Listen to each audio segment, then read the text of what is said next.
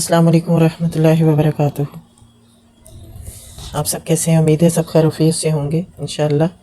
नबी पाक सल्लल्लाहु अलैहि वसल्लम पे लाखों करोड़ों दरूद व सलाम। इरशाद बारी ताला है, तर्जमा, बस आप लोगों को इसी तरह बुलाते रहें और जैसा आपको हुक्म दिया गया है इस पर मजबूती से जम जाएं और इनकी ख्वाहिशात के पीछे ना चलें और कह दें जो अल्लाह रब्बुल इज़्ज़त ने किताब नाज़िल की है इस पर मैं ईमान रखता हूँ। ये अल्लाह ताला नबी पाक सल्लल्लाहु अलैहि वसल्लम को फरमा रहे हैं। ठीक है। नेज़ इरशाद बारी ताला है, तर्जुमा, ए ईमान वालो, अल्लाह रब्बुल इज़्ज़त के रसूल और इस किताब पर जो इसने अपने रसूल पर नाज़िल की और जिस शख्स ने अल्लाह ताला और इसके फरिश्तों, किताबों, रसूलों, क़यामत का इनकार किया तो यकीनन वो दूर की गुमराही में मुब्तला हो गया। अल्लाह ताला ने ये हुक्म दिया कि क़यामत से इनकार ना करो और जो किताबें नाज़िल हुई हैं उस पे ईमान लाओ और रसूलों पे ईमान लाओ। ये अल्लाह ताला का हुक्म है। सूरत अल-इनाम 8वां पारा और तीसरा रकू तक लास्ट वीडियो तर्जुमा पढ़ लिया हुआ है और तफसीर जो है 105 नंबर तफसीर तक तफसीर पढ़ ली हुई है और अब 106 नंबर से तफसीर पढ़नी है और तफसीर ज़्यादा लंबी है और तर्जुमा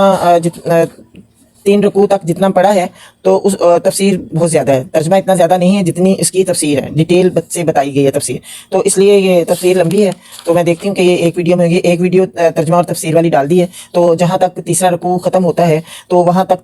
तफसीर कितनी मज़ीद और वीडियो बनती है वो देखते हैं इंशाल्लाह। तो मैं शुरू करती हूँ। तफसीर नंबर 160। बिस्मिल्लाहिर्रहमानिर्रहीम। ये लतीफ़ तंज़ है उनकी इस हरकत पर कि वो अल्लाह के नाम से जो हिस्सा निकालते हैं इसमें भी तरह तरह की चालबाजियाँ करके कमी करते रहते थे और हर सूरत से अपने खुद साख्ता शरीकों का हिस्सा बढ़ाने की कोशिश करते थे, जिससे जाहिर होता था कि जो दिलचस्पी इन्हें अपने इन शरीकों से है वो अल्लाह से नहीं है। मसलन जो गले या फल वगैरह अल्लाह के नाम पर निकाले जाते, इनमें से अगर कुछ गिर जाता तो वो शरीकों के हिस्से में शामिल कर दिया जाता था और अगर शरीकों के हिस्से में से गिरता या अल्लाह के हिस्से में मिल जाता तो उसे इन्हीं के हिस्से में वापस किया जाता। खेत का जो हिस्सा शरीकों की नज़र के लिए मखसूस किया जाता था, अगर इसमें से पानी उस हिस्से की तरफ फूट बहता जो अल्लाह की नज़र के लिए मखसूस किया था तो इसकी सारी पैदावार शरीकों के हिस्से में दाखिल कर दी जाती। यानी कि जो हिस्सा अल्लाह की तरफ से अल्लाह का था वो अगर शरीकों की तरफ जाता था तो वो वापस नहीं करते थे और जो हिस्सा शरीकों की तरफ अल्लाह का चला जाता था तो वो सारा का सारा शरीकों को दे देते थे।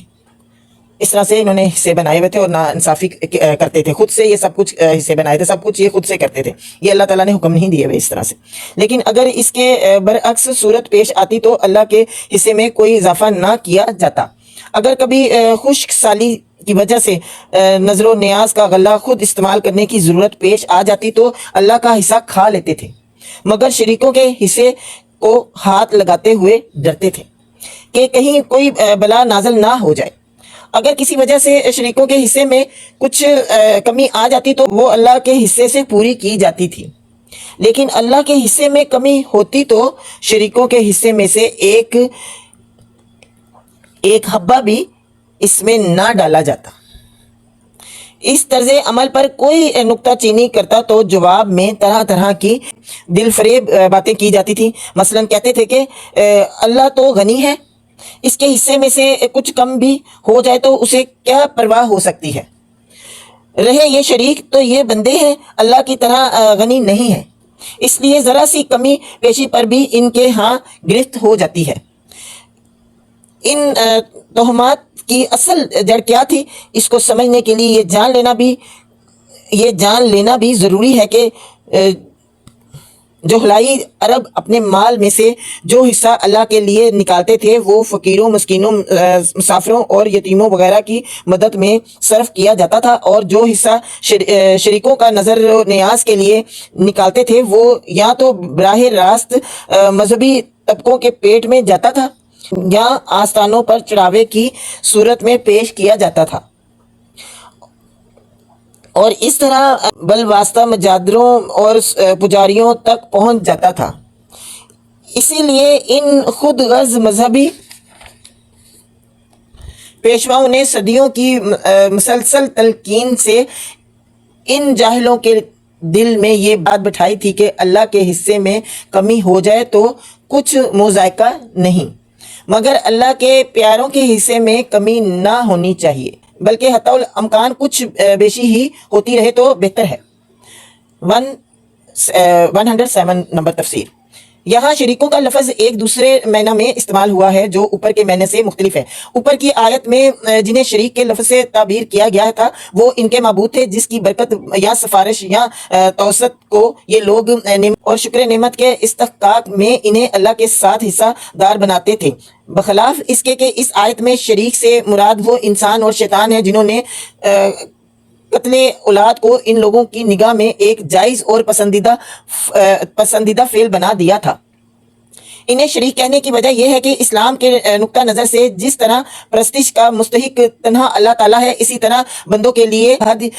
جائز اور ناجائز کی حدیں مقرر کرنے کا حقدار بھی صرف اللہ ہے۔ لہٰذا جس طرح کسی دوسرے کے آگے پرستش کے افعال میں سے کوئی فعل کرتا ہے اسے اللہ کا شریک بنانے کا حکم معنی ہے، اسی طرح کسی کے خود ساختہ قانون کو برحق سمجھتے ہوئے اس کی پابندی کرتا اور اس کے مقرر کیے ہوئے حدود کو واجب اطاعت ماننا بھی اسے خدائی میں اللہ کا شریک قرار دینے کا حکم ہم معنی ہے۔ یہ دونوں افعال بہرحال شرک ہیں، خواہ ان کا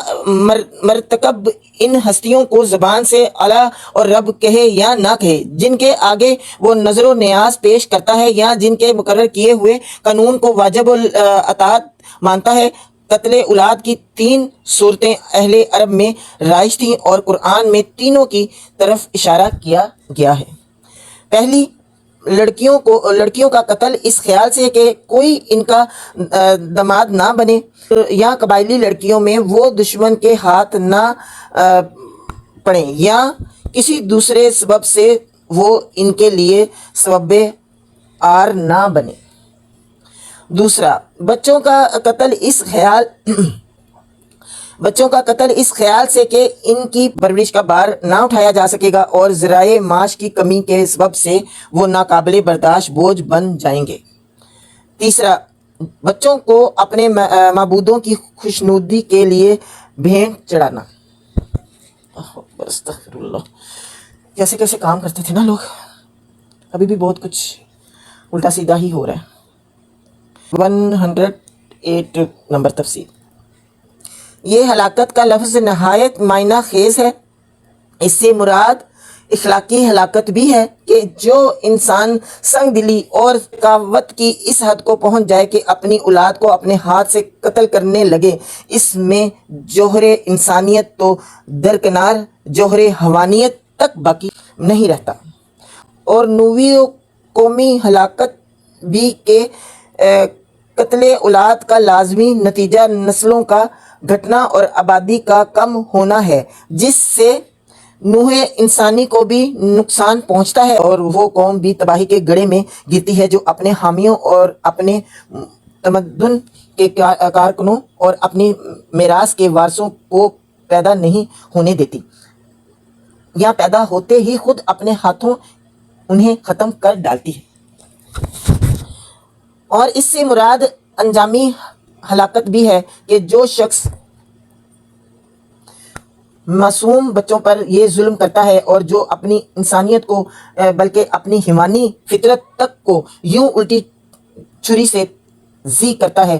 اور جو نوح انسانی کے ساتھ اور خود اپنی قوم کے ساتھ یہ دشمنی کرتا ہے وہ اپنے آپ کو اللہ کے شدید عذاب کا مستحق بناتا ہے۔ ٹھیک ہے،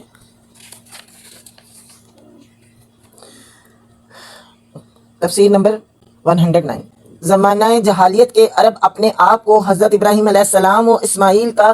پیرو کہتے اور سمجھتے تھے، اور اس بنا پر ان کا خیال یہ تھا کہ جس مذہب کا وہ اتباع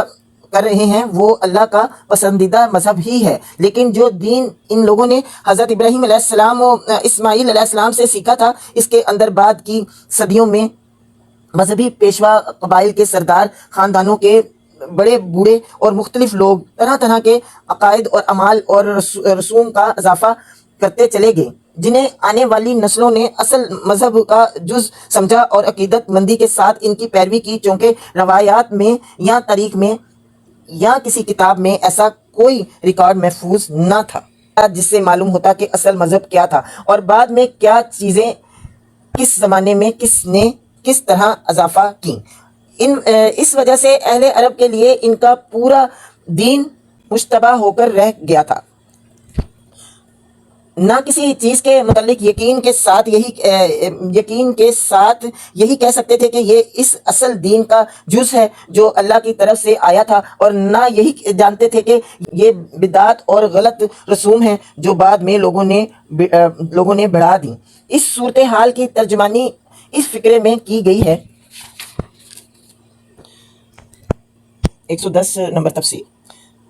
110 تفسیر، یعنی اگر اللہ چاہتا کہ وہ ایسا نہ کرے تو وہ کبھی نہ کر سکتے تھے، لیکن چونکہ اللہ کی معیشت یہی تھی کہ جو شخص جس راہ پر جانا چاہتا ہے اسے جانے کا موقع دیا جائے، اسی لیے یہ سب کچھ ہوا۔ پس اگر یہ لوگ تمہارے سمجھانے سے نہیں مانتے اور ان افطرا پروازیوں ہی پر انہیں اصرار ہے تو جو کچھ یہ کرنا چاہتے ہیں کرنے دو، ان کے پیچھے پڑنے کی کچھ ضرورت نہیں۔ 111 نمبر تفسیر، اہل عرب کا قاعدہ تھا کہ بعض جانوروں کے متعلق یا بعض کھیتیوں کی پیداوار کے متعلق منت مان لیتے تھے کہ یہ فلاں آستانے یا فلاں حضرت کی نیاز کے لیے مخصوص ہے۔ اس نیاز کو ہر ایک نہ کھا سکتا تھا، بلکہ اس کے لیے ان کے ہاں ایک مفصل ضابطہ تھا جس کی روح سے مختلف نیازوں کا مختلف قسم کے مخصوص لوگ ہی کھا سکتے تھے۔ اللہ تعالیٰ ان کے اس فعل کو نہ صرف مشرکانہ افعال میں شمار کرتا ہے بلکہ اس پہلو پر بھی تنبیہ فرماتا ہے کہ یہ ضابطہ ان کا خود ساختہ ہے، یعنی جس اللہ کے رزق میں سے وہ یہ منتیں مانتے اور نیازیں کرتے ہیں، اس نے نہ ان منتوں اور نیازوں کا حکم دیا ہے اور نہ ان کے کھانے کے متعلق یہ پابندیاں عائد کی ہیں۔ یہ سب کچھ ان خود سر اور باغی بندوں نے اپنے اختیار سے خود ہی تصنیف کر لیا ہے۔ اب سمجھ آ گیا آپ کو کہ یہ جو رسم و رواج ہیں یہ انہوں نے خود سے بنائے ہوئے ہیں، نہ کہ اللہ تعالیٰ نے۔ ٹھیک ہے۔ 112 نمبر تفسیر، روایات سے معلوم ہوتا ہے کہ اہل عرب کے ہاں بعض مخصوص منتوں اور نظروں کے جانور ایسے ہوتے تھے جن پر اللہ کا نام لینا جائز نہ سمجھا جاتا تھا۔ ان پر سوار ہو کر حج کرنا ممنوع تھا، کیونکہ حج کے لیے لبیک اللہم لبیک کہنا پڑتا تھا۔ اسی طرح ان کا دودھ دھوتے وقت یا ان پر سوار ہونے کی حالت میں یا ان کو زج کرتے ہوئے یا ان کو کھانے کے وقت اہتمام کیا جاتا تھا کہ اللہ کا نام زبان پر نہ آئے۔ استغفر اللہ، تو استغفار، کیسے یہ تدبیریں، کیسے یہ کام کرتے رہے ہیں، اللہ اکبر، اور ابھی بھی کرتے ہوں گے۔ ظاہری بات ہے یہ روایات یہ جو چیزیں ہیں یہ مسلسل چلتی ہی رہتی ہیں ان کے، تو یہ ابھی تک یہی چلتا ہوگا۔ تو اللہ تعالیٰ ہم سب کو محفوظ رکھے اس چیز سے انشاءاللہ، اللہ معاف کرے۔ تفسیر نمبر 113، یعنی یہ قاعدے اللہ کے مقرر کیے ہوئے نہیں ہیں مگر وہ ان کی پابندی یہی سمجھتے ہوئے کر رہے ہیں کہ انہیں اللہ نے مقرر کیا ہے، اور ایسا سمجھنے کے لیے ان کے پاس اللہ کے کسی حکم کی سند نہیں ہے،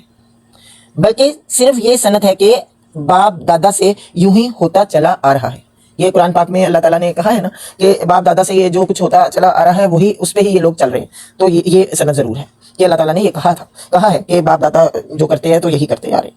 اور کوئی سند نہیں ہے۔ 114 تفسیر نمبر، اہل عرب کے ہاں نظروں اور منتوں کے جانوروں کے متعلق جو خود ساختہ شرائط بنی ہوئی تھی، اس کی ایک دفعہ یہ بھی تھی کہ ان جانوروں کے پیٹ سے جو بچہ پیدا ہو اس کا گوشت صرف مرد کھا سکتے ہیں، عورتوں کے لیے ان کا کھانا جائز نہیں۔ لیکن اگر وہ بچہ مردہ ہو یا مر جائے تو اس کا گوشت کھانے میں مرد و عورت سب شریک ہو سکتے ہیں۔ استغفر اللہ۔ 115 نمبر تفسیر، یعنی اگرچہ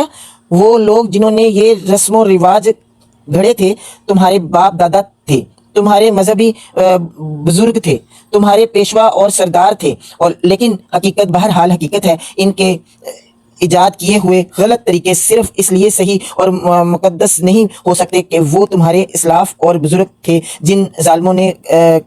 قتل اولاد جیسے وحشیانہ فعل کو رسم بنایا ہو، جنہوں نے اللہ کے دیے ہوئے رزق کو خواہ مخواہ اللہ کے بندوں پر حرام کیا ہو، جنہوں نے دین میں اپنی طرف سے نئی نئی باتیں شامل کر کے اللہ کی طرف منسوب کی ہوں، وہ آخر فلاح یاب اور راست رو کیسے ہو سکتے ہیں؟ ٹھیک ہے نا؟ چاہے وہ تمہارے اسلاف اور بزرگ ہی کیوں نہ ہو، چاہے وہ پچھلے آپ کے بہت محترم ہیں، بہت بزرگ ہیں، آپ کے احترام کی جگہ ہیں، اگر وہ غلط ہیں تو ان کی راہ نہیں اپنانی، وہی راہ اپنانی ہے جو ہمارے رب نے حکم جس چیز کا دیا ہے، وہی راہ ہم نے اپنانی ہے جس کا اللہ نے ہمیں حکم دیا ہے، نہ کہ جو پہلے یہ کچھ ہوتا رہا جو آپ کو بھی بتایا ہے کہ اس پہ ہی چلتے جاؤ۔ یہ جاہلیت ہے، یہ شرک ہے۔ استغفر اللہ۔ وہ تمہارے اسلاف اور بزرگ ہی کیوں نہ ہوں، بہرحال تھے وہ گمراہ، ٹھیک ہے، وہ گمراہ تھے، اور اپنی اس گمراہی کا برا انجام بھی وہ دیکھ کر رہیں گے۔ وہ ضرور جو یہ کچھ کرتے رہے ہیں اللہ قیامت کے روز ان کو دکھائے گا کہ تم کیا کچھ کرتے رہے ہو، یہ میں نے حکم نہیں تمہیں دیا تھا جو تم نے کیا ہے، پھر اس کی سزا ان کو بھگتنی پڑے گی، تو وہ کیا ہے؟ جہنم کی آگ، اور اس کا ایندھن بنیں گے ایسے لوگ۔